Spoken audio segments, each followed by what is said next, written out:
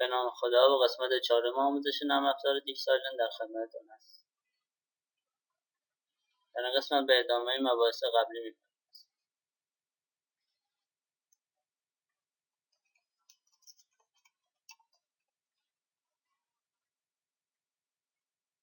اول نکته‌ای که امروز می‌خوایم بگیم نحوه ذخیره کردن پروژه به صورت فایل نرم افزار یا وارد کردن یک فایل نرم افزار داخل پروژه و باز کردن آن. گفتیم که داخل نرم افزار هر عملیاتی انجام بدیم پروژه‌مون سیو میشه. نیازی نیست که دکمه سیو رو بزنیم. مثلا دکمه سیوی وجود نداره برای نرم افزار. فقط هر کاری انجام بدیم خودش سیو میشه.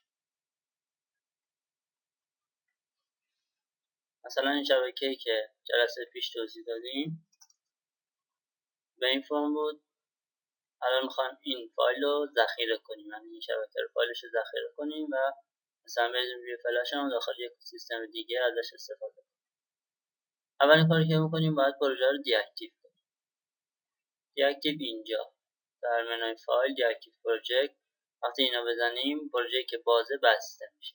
اول باید هر پروژه‌ای که داریم روش کار میکنیم رو ببندیم. وقتی پروژه رو بستیم این تو قسمت Open Data Manager.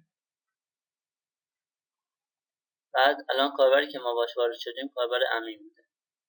هر پروژه‌ای که این کاربر ساخته و استفاده کرده اینجا ذخیره شده. پروژه‌ای که با استفاده از این کاربر استفاده کرده. مثلا همین پروژه‌ای که الان روش کار می‌کردیم اسمش آموزش فور آسان یادبگیر بوده. اینو ما می‌خوایم ذخیره کنیم. حالا اگه خواستیم با همین نام ذخیره کنیم که نیاز نیست این مرحله رو انجام بدیم. اگه خواستیم اسمش رو عوض کنیم باید اینجا روی پروژه کلیک راست کنیم، رینیم رو بزنیم و هر اسمی میخوایم بزنیم. مثلا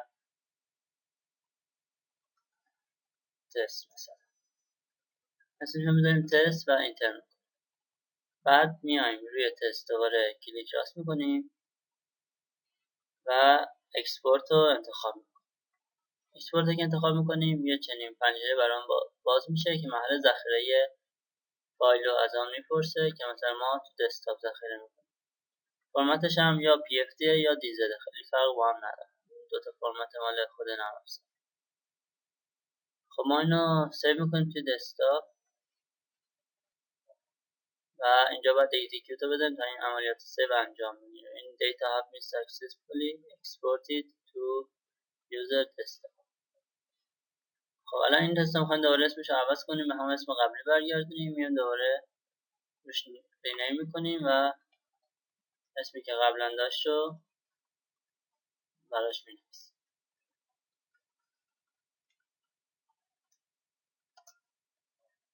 خب این از این که یه پروژه رو ذخیره کنیم. حالا اگه بریم توی دسکتاپمون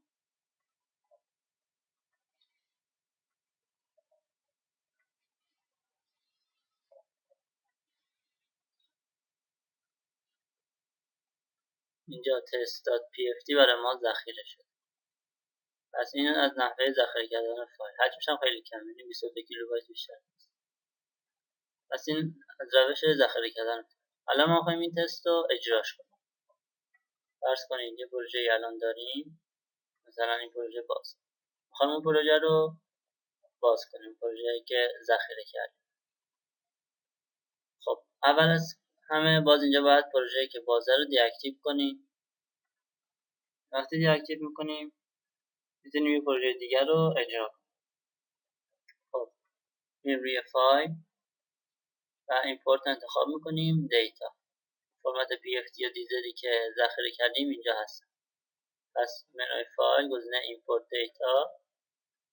میام رو مسیری که اون پروژه رو ذخیره کردیم پروژه رو پیدا می‌کنیم. همین test.pft و اینو اوپن. بعدم اکزیکیوت رو میزنیم تا ایمپورت بشه. ایمپورت که شد الان ببینید اینجا test.pft نداریم. خود پروژه هم چیزی برامون باز نکرد. باز میریم تو Open Data Manager. تست اینجا اومده. تست رو روش کلیک راست میکنیم و اکتیویت انتخاب میکنیم. اکتیویت یعنی پروژه فعال بشه. اکتیویتی که انتخاب کنیم پروژه‌ای که خواستیم رو برامون باز میکنه. همون فایل نقطه هست که مثالمون رو روی این فایل توضیح میدم. پس اینم از باز کردن یه برنامه‌ای که قبلا یه جای ذخیره کرد. نکته بعدی که باید دقت کنین اینه که هرگز فایلی که ذخیره کردین رو داخل سیستمتون اسمش رو عوض نکنه و یعنی دیگه نرم افزار اونو باز نمیکنه براتون. مثلا اگه بیام این فایل تستمون رو اسمش رو عوض کنیم، بذاریم مثلا آسان یاد بگیر و بعد دوباره وارد نرم افزارمون بشیم و این پروژه رو دیاکتیو کنیم. ایمپورت دیتا، بریم آسان یاد بگیر رو ایمپورت کنیم. الان ایمپورت کردنش رو بنویسه successfully import. اما اگه اینجا نگاه کنیم که نیومده آسان یاد بگیر، باز میریم تو دیتا منیجر و میبینیم اینجا آسان یاد بگیر وجود نداره که ما بخوایم اینو بازش کنیم. پس مشکلی در باز کردن این فایل به وجود اومده و نرم افزار نمیتونه اونو باز کنه. پس حواستون باشه یه فایلی که ذخیره میکنین هیچ وقت اسمشو داخل سیستمتون عوض نکنید.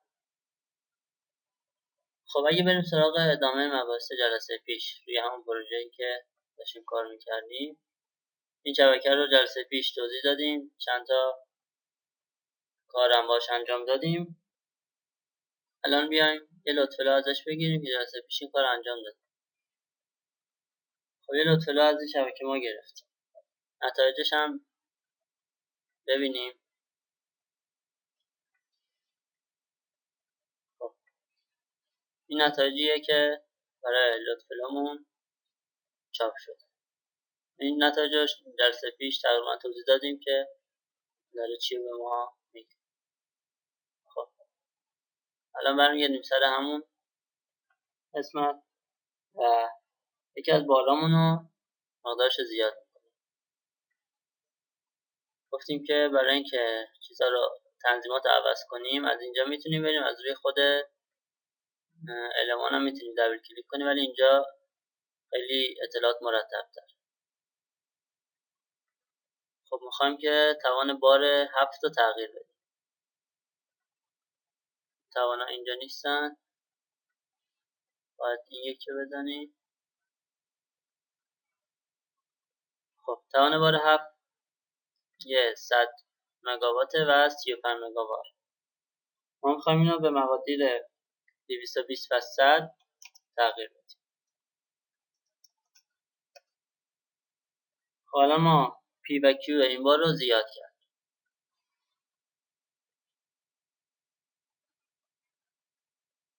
اگه یه بار دیگه لطفه بگیریم از این شبکه، ببینید که رنگ‌ها عوض شدن. اون موقعی که قبل از اینکه تغییر مقادیر بار رو بدیم لطفه رو گرفتیم، مقادیر شبکه بارگذاری به نحوی بود که هیچ کدوم از المان‌ها هیچ فشاری روش نبود. ولی الان ببینید چند تا المان نارنجی شدن، یکی المان قرمز شده و یه واسه هم آبی شده. خب ببینیم معنی رنگ‌ها چیه. قسمت پیش گفتیم که روی دیاگرام کالرینگ که بریم معنی رنگ‌ها رو برامون نوشته. واسه که آبی شده یعنی ولتاژش از 9500 آمپر یونیت کمتر شده، یعنی یه افت ولتاژ زیادی روی این باس پیدا کرد. و قسمتایی که نارنجی شده یعنی بارگذاریشون بیشتر از 80% و قسمتی که قرمز شده یعنی بارگذاریش بیش از 100%. اگه بیام نگاه کنیم این جنراتوری که اینجا قرمز شده بارگذاریش 101.77% شده که این نشون میده که الان این جنراتور نمیتونه، یعنی این شبکه نمیتونه با این مقادیری که ما تنظیم کردیم کار کنه. این باز هم نگاه کنیم ولتاژش 78 آمپر یونیته و خیلی افت ولتاژ پیدا کرده. برای همین نرم افزار آبی کردم. گفتیم که میتونیم رنگا رو هم خودمون تنظیم کنیم که مثلا روی 9 آمپر یونیت یه رنگ دیگه بهمون نشون بده یا روی بارگذاری مثلا 50% به بالا یه رنگ دیگه بهمون نشون اینا جلسه پیش کامل توضیح دادم.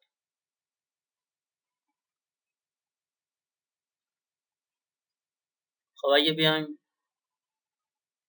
نتایج این لود فلو رو ببینیم و با نتایج قبلی مقایسه کنیم،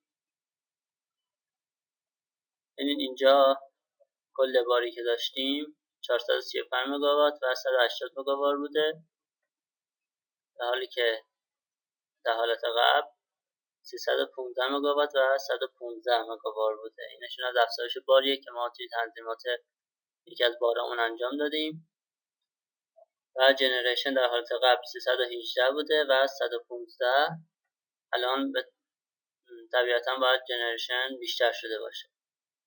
ببینیم 454 مگاوات توان تولیدی و 305 مگاوات توان راکتیو تولیدی در حالت جدید. پس مشاهده میکنیم که میتونیم مقادیر رو عوض کنیم و قشنگ این نتایج برای ما نرم افزار چاپ میکنیم و میتونیم تحلیل کنیم. الان این واسه هفته ببینید این به این فرم در اومد، یعنی مقدار افت ولتاژش زیاد بوده. بقیه رو به صورت پررنگ برامون کشیده، ولی این واسه چون افت ولتاژش زیاد بوده و 78 آمپر یونیت شده ولتاژش، به صورت بریده برای ما کشیده که متوجه بشیم که در این باس افت ولتاژ شدیدی داشت، در حالیت که تو حالت قبل می‌بینیم افت ولتاژ شدید باز با صحف افت ولتاژ زیادتری داشته ولی اونقدر زیاد نبوده، 95 آمپر یونیت بوده. و میدونیم که افت ولتاژ معمولا تو شبکه‌ها مثبت 10% و منفی 5% مجازه. بیشتر از این اگه بشه باید شبکه رو بازبینی کنیم و عملیات لازم انجام. خب یه چند تا نمودار دیگه این جلسه می‌خوایم براتون توضیح بدیم. خب میتونیم ما همه خطوط رو با نگه داشتن کلید کنترل انتخاب کنیم و یه سری مقادیرش رو با هم مقایسه کنیم داخل یه نمودار. مثلا ما همه خطوط رو انتخاب کردیم، کلیک راست میکنیم، گزینه شو بار دیاگرام انتخاب میکنیم. اینجا یه سری نمودارا میتونه برای ما بکشه: جریان، توان اکتیو و توان راکتیو. مثلا میایم جریان خطوط رو با هم مقایسه کنیم.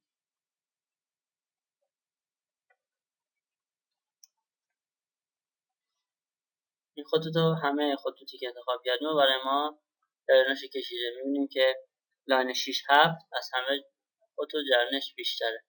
اگه بیام داخل شبکه گریدمون نگاه کنیم،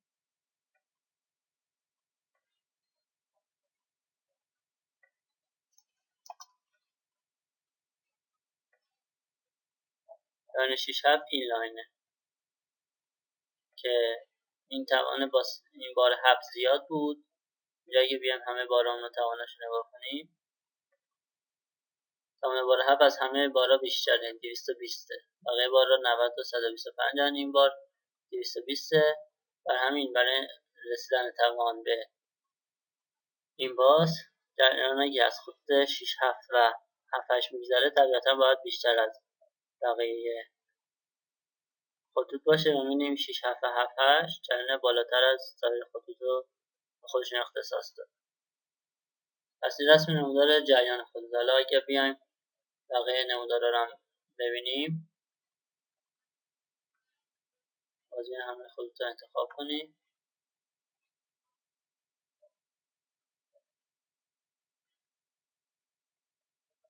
کلیک راست، شو، بار دیاگرام و این دفعه پاور رو انتخاب کنیم.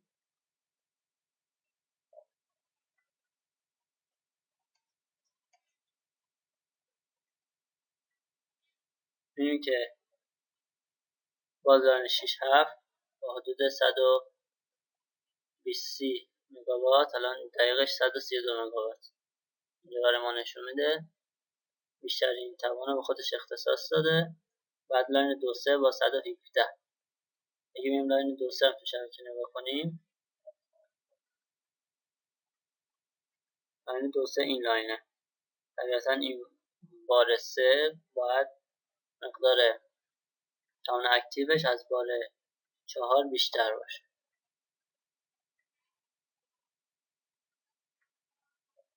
بله این بار 3 توان اکتیوش 125 ولی بار 4 90. پس بیشترین توانی که تو خطوط جاری میشه اولین مقدار زیاد باید مربوط به باسی باشه، خطوطی باشه که باس 7 منتهی میشن، بعد باید خطوطی باشه که به باس 3 منتهی میشن و بعد خطوطی که به باس 4 منتهی میشن. چون بالایی که روی باسای 7 و 3 و 4 قرار دادیم به ترتیب بزرگتر کوچکتر باس 7 و 3 و 4 رو اشغال کردن. خب اینم از اسم نمودار توان اکتیو. توان ریاکتیو هم باز به همین صورت میتونیم مشاهده کنیم. از همه خطوط انتخاب میکنیم، کلیک راست، شو، بار و این دفعه ریاکتیو پاور این مگاوات. باز میبینیم که لاین 6 7 با 89.5 مگاوات بیشترین توان ریاکتیو به خودش اختصاص داده و بعد لاین 7 8 با 50.5 مگاوات. اینکه یه سری یا منفی ان یه سری یا مثبتن روی جهت انتقال توانه که مثبت و منفی شده، وگرنه بیشتر چیزی که برای ما مهمه همون مقدارشه، نه جهتش خودمون میتونیم خیلی ساده تشخیص بدیم که از کدوم ور داره انتقال پیدا. خب ما این نمودارهایی که رسم کردیم و همشو ببندیم.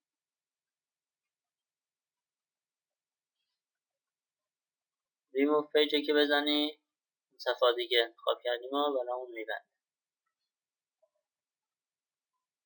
رینیم پیج هم میتونیم اسم اون پیجی که اینجا هست رو عوض کنیم. این بار دیاگرام میتونیم مثلا بنویسیم، مثلا پاور دیاگرام، کارنت دیاگرام، هر اسم خاصی میتونیم براش انتخاب. خب بریم سراغ همین پروژه‌ای که اینجا داریم. خب میبینیم این جنراتور 1 قرمز شده، بارگذاریش 101.7% شده. اگه بخوایم مشکلش رو رفع کنیم بریم داخل تنظیماتش، اسش رو بالا میبریم که مشکلش رفع بشه. این آیکون عینک رو میزنیم روی جنراتورها، باید اسش رو زیاد کنیم. SG1 الان اینجا حسب مگاوات آمپر 247.5 ما میکنیمش مثلا 300. خب یه بار دیگه لودفلو میگیریم،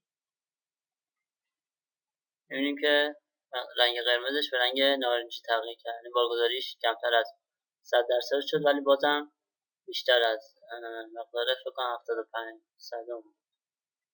بیشتر از مقدار 18 یعنی 80%، این که 83.9% بارگذاریشه ولی دیگه از آورفلو جلوگیری کرد. خب این نموداری که برای خطوط گفتیم جریان و پی و کیو. الان برای باسا هم میتونیم نمودار رسم کنیم. همه باسا رو انتخاب میکنیم،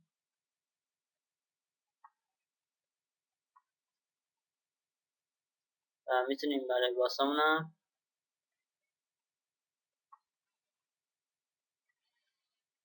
نمودارهایی که هست رو انتخاب کنیم و بکشیم. باز از هم مسیر شو با دیاگرام میریم اینجا، فقط نمودار ولتاژ رو میتونیم رسم کنیم برای باسا. این نمودار رو مشاهده میکنیم، ببینیم این باسه 7 افت ولتاژ شدیدی پیدا کرده، 78 صدم پر یونیت شد، ولی بقیه باسا هلوش یه پر یونیت هستن و مشکل خاصی برای ما ایجاد نمیکنه.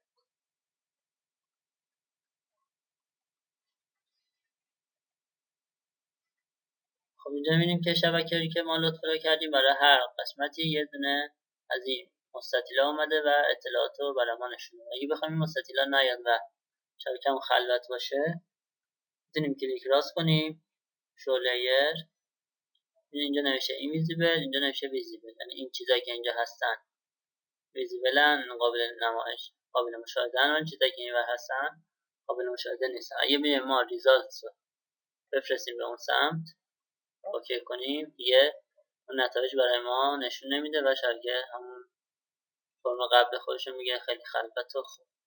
ولی معمولا نشون میدن که راحت بتونن مقادیر رو ببینن، نیاز به رسم نمودار نباشه.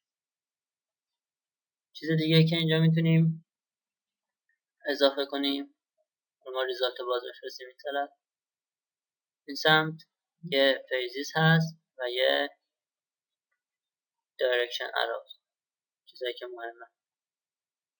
ما اینو اوکی کنیم، ببینیم چی اضافه شده. یه سری خطوط اضافه شده، این سه تا خطی که اینجا ریخت لاینامون اضافه کرده. این یعنی این خطوطی که اصلا سه فازن، چون سه تا خط کشیده. اگه کمتر کشیده بود یعنی به اون تعداد فاز هستن خطوط ما.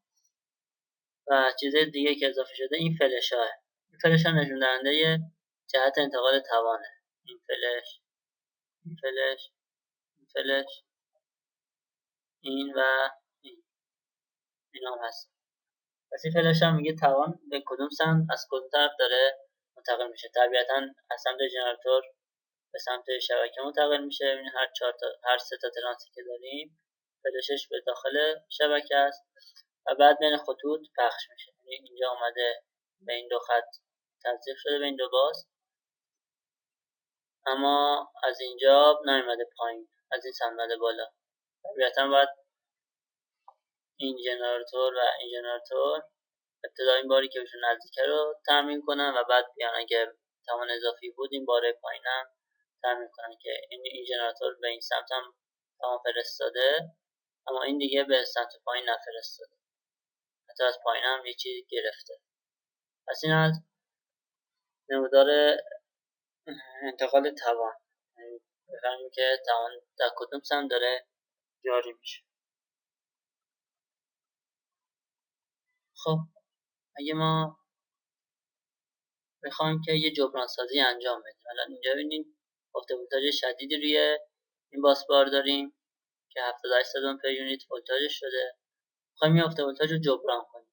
چرا اصلا این افت ولتاژ به وجود اومده؟ این باری که اینجا هست 100 مگاوار توان رکتیو مصرفی داره، در حالی که این بار فقط 50 مگاوار و این بارم 30 مگاوار توان رکتیوش نه، ولی این بار 100 مگاوار توان رکتیو و موجب میشه که افت ولتاژ زیادی روی این باس انجام بشه.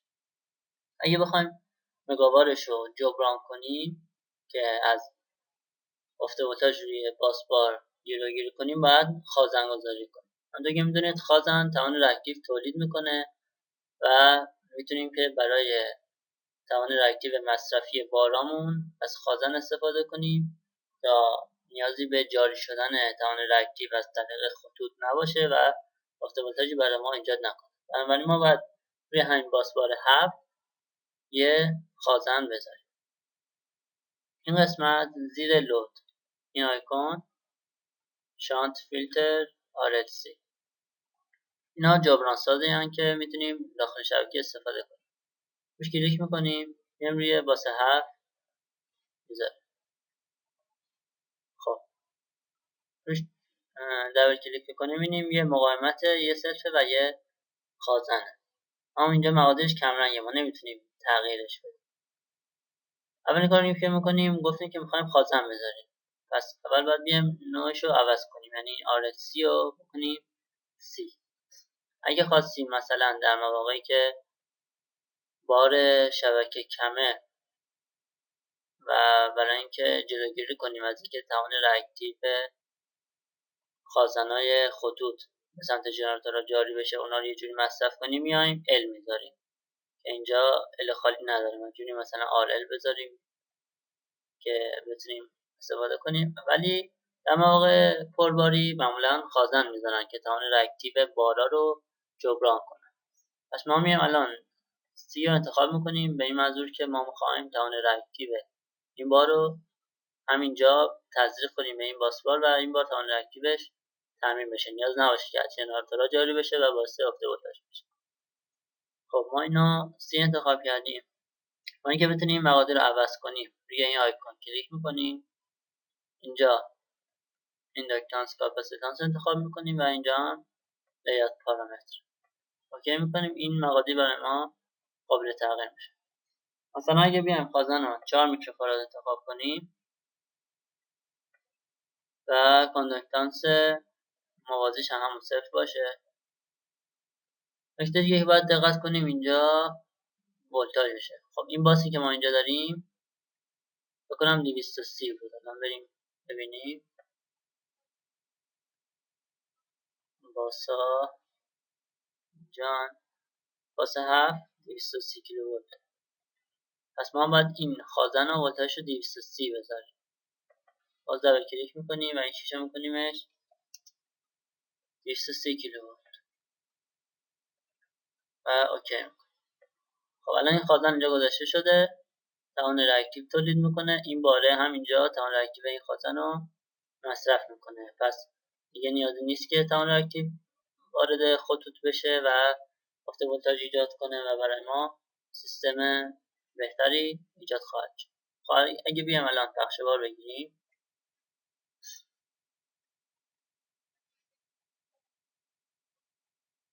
باز می‌بینیم که این با صرف آبی شده، افت ولتاژ داره.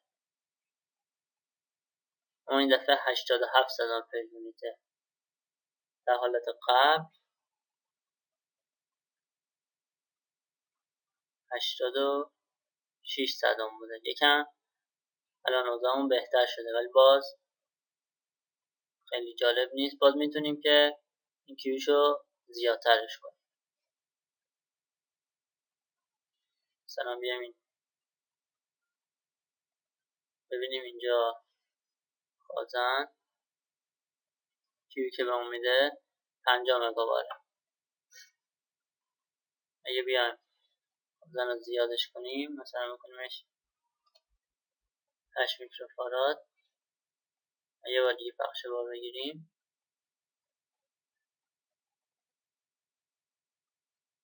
یعنی الان داره 124 مگاوار برای ما تولید میکنه و ببینیم این آبی رنگ به مشکی رنگ تغییر کرد.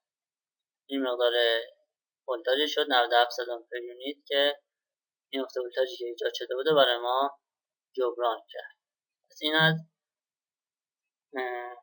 اثر خازنگذاری داخل شبکه.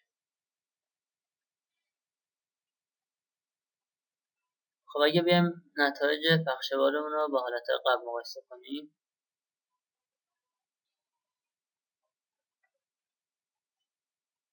آخرین پخشواری که گرفتیم اینجا ببینید کامپنسیشن برای ما نوشته مگاوار 124 ممیز 74، همون مقدار مگاوار جبران سازی شده است که توسط خازن برای ما انجام شده. کل تولید جنریشنمون بر مگاوار 121 بوده که 180 تاشو بار مصرف کرده. از این مقدار 124 تاش کامپنسیشن بوده و 66.5 مگاوار هم کل تلفاتمون بوده داخل شبکه. اگه بیایم مقادیر اینا رو بررسی کنیم، 66 ممیز 54 تلفات بوده، منهای 124 ممیز 74 جبرانساز بوده به اضافه 180 مقدار بارم بوده که میشه 121 ممیز 8. این مقدار تولیدیه. پس دقیقاً چیزایی که مصرف شده با چیزایی که تولید شده برابره بر اسم مگاوار. یعنی این بارمون 180 بوده، 66 و نیم هم تلفات داشتیم که از این جمع این دوتا مقادیر 124 مگاوار باید کم کنیم چون مقدار جبرانسازی بوده که خازنایی که گذاشتیم به شبکه تزریق کردن. مقداری که کم میاد طبیعتا باید ژنراتورها برای ما داخل شبکه بفرستن که این مقدار 121.8 بوده که با جمع تفریق هم دیدیم که دقیقاً برابر. پس این از جبرانسازی و نتایج اون برای شبکه اثرات شدیدیم. اینجا ببینیم واسه 7 دیگه افت ولتاژ شدید نیست، 96 صدام پر یونیت شده و یه اون مقدار 87 که قبلا بود نیست. خب یه نکته دیگه که امروز اشاره کنیم،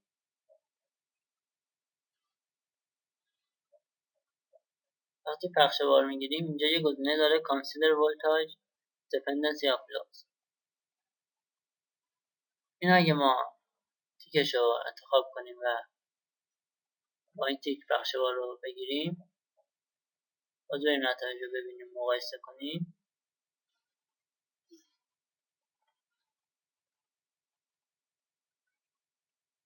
می‌بینی که تو حالت قبل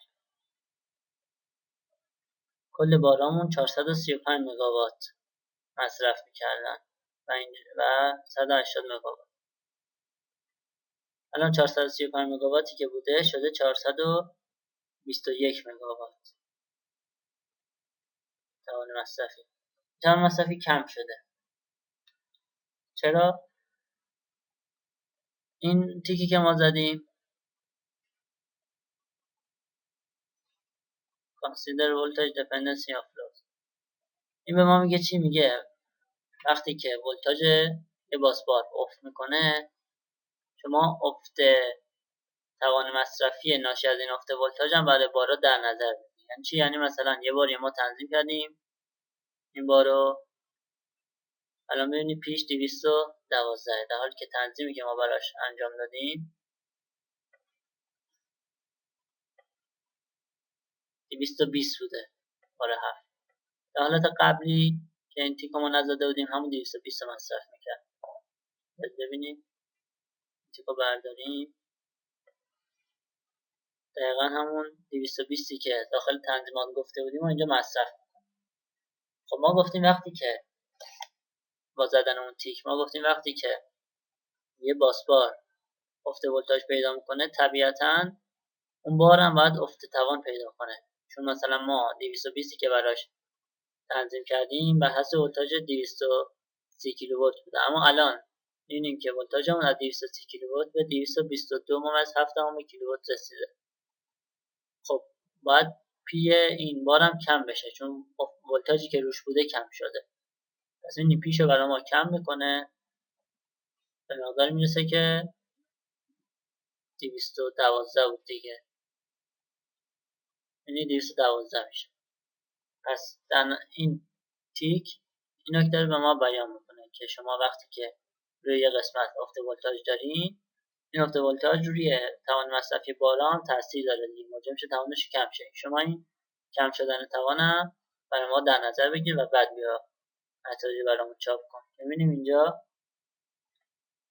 باری که داشتیم جمعاً کم شده 428 در حالی که قسمت قبلی 435 بود. این ناشی از کاهش توان مصرفی بارها به علت افت ولتاژ روی باسبارهایی که اون بارها بهشون متصل. خب برای این جلسه دیگه کافیه. خسته نباشید.